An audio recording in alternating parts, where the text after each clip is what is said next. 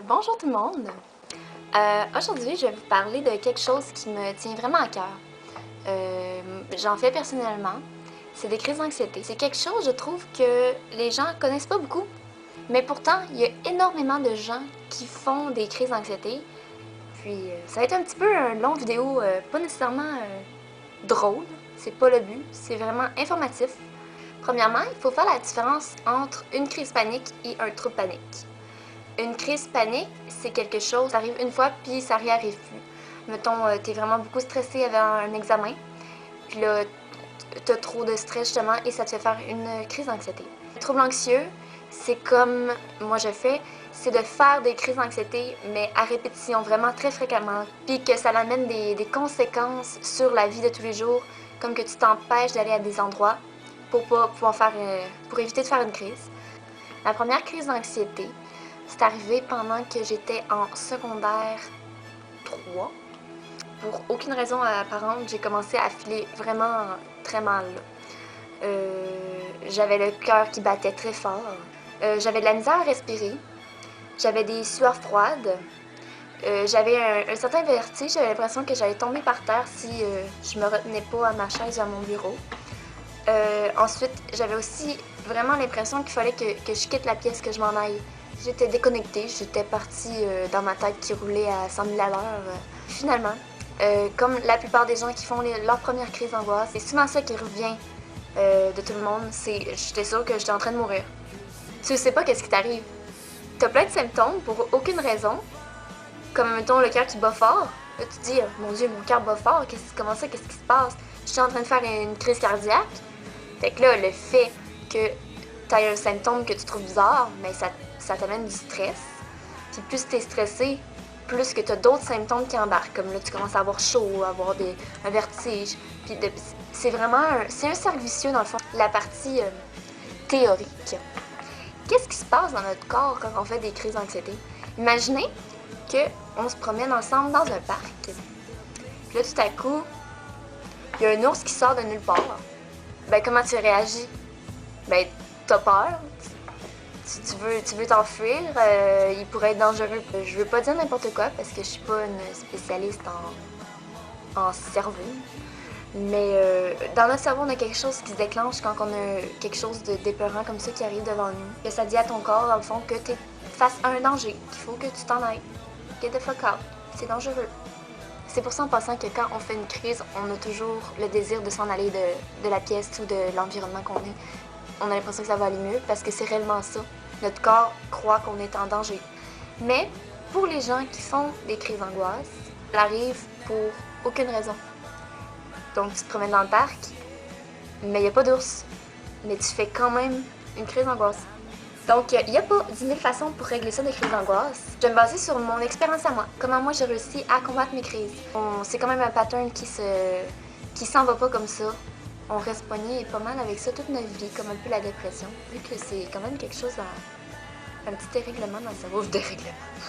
Vous imaginez qu'on a le cerveau tout fucké, là, tout à l'envers. Ça me rapport. Pour commencer, moi, après un an que je savais pas qu'est-ce que j'avais, j'étais tannée, là. J'étais tannée, je voulais même plus sortir de chez nous. Je voulais même plus aller à l'école.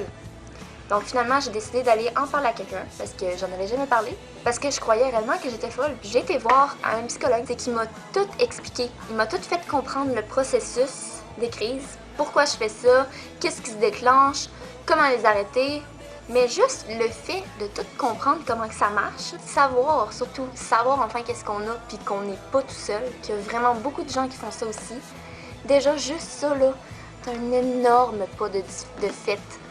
Ensuite, sous recommandation de mon médecin et de mon psychologue, j'ai pris des antidépresseurs.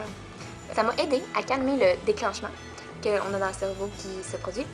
Puis ça a fait, dans le fond, que j'ai fait quasiment plus de crises. Attention, les médicaments, c'est une solution temporaire seulement. Parce que c'est très addictif, surtout les antidépresseurs. Tu t'habitues à la dose, fait qu'il faut toujours que tu l'augmentes ta dose. Moi, j'en ai pris seulement pendant 3 mois.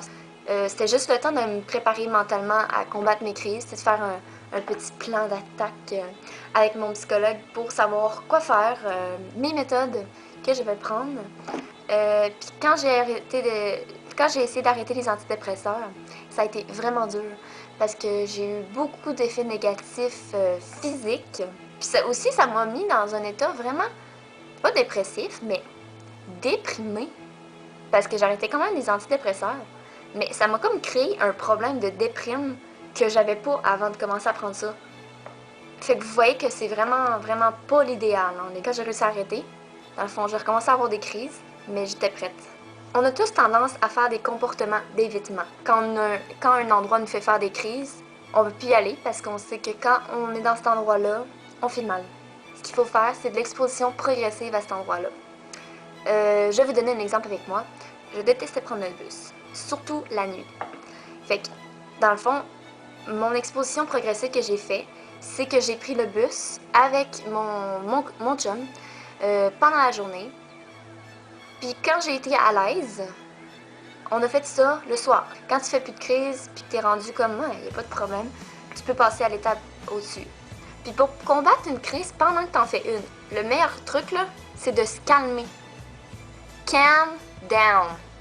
Il y en a qui font des exercices respiratoires. Moi, personnellement, ça m'énerve. Je pense à des choses agréables. Mon chum, mes futurs enfants. Mais surtout, dans le fond, il faut se répéter que tout va bien aller. Chacun trouve sa façon de se rassurer. Quand tu es rendu que tu veux arrêter tes crises puis complètement les enlever, les rayer, tout le temps se changer les idées, c'est pas nécessairement bon parce que ça fait partie des comportements d'évitement. Ce qu'il faut, c'est surtout confronter la situation, que tu vois et regarde, oui, je suis en train de faire une crise d'anxiété. Sauf que ça m'arrive souvent, puis c'est toujours correct. Et puis dans 10 minutes, ça va être passé, puis ça va être fini.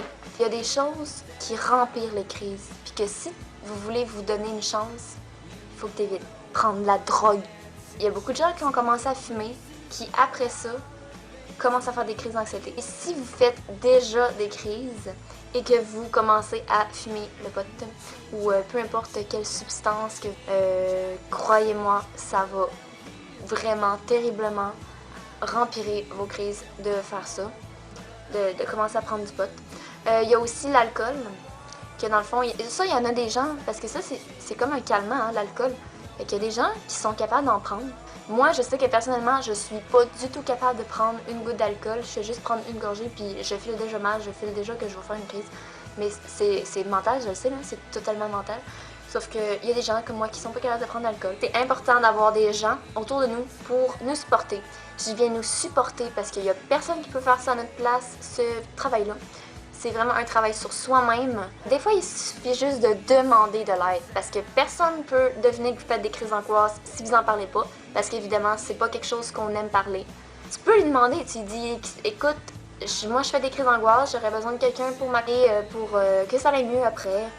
Je pense pas que si ton ami, c'est vraiment ton ami, il va te dire, non, moi je vais rester chez nous puis arrange-toi avec tes affaires. Non, ok? Sinon, reconsidère ton ami, ok? Donc c'est ça, je trouve que c'est un excellent moment pour sortir un vidéo comme ça, car vous êtes beaucoup à faire des crises. Et puis l'école a recommencé depuis quelques jours, mais c'est juste pour que tout se déroule bien. Moi je sais que si pendant ma première année que je faisais des crises, que je savais pas qu'est-ce que j'avais, s'il y aurait quelqu'un qui aurait fait une vidéo pour me dire qu'est-ce que c'était puis que je suis pas tout seul, je sais que ça m'aurait énormément aidé. Je sais que je suis pas une spécialiste là-dedans. Je suis juste quelqu'un à qui ça lui est arrivé. Ça fait quand même 3 ans que je gère ça. C'est un énorme travail sur soi-même. On apprend beaucoup sur sa personne et on en grandit. Ça, c'est sûr et certain. Puis il y a beaucoup de personnes qui font des crises. Parlez-en autour de vous. Vous pourriez vraiment être surpris. Partagez mon vidéo. Pas parce que je veux des likes, pas parce que je veux de l'attention, seulement parce que je veux réellement atteindre le plus de gens possible. Je vous invite quand même, si vous aussi vous avez un trouble de panique et que vous voulez en parler, ben vous pouvez mettre dans les commentaires en bas. Ou si je me suis trompée dans quelque chose, dites-moi là, je prendrai pas mal si vous me faites une remarque constructive. Donc une remarque constructive, c'est toujours bien. Une remarque positive aussi.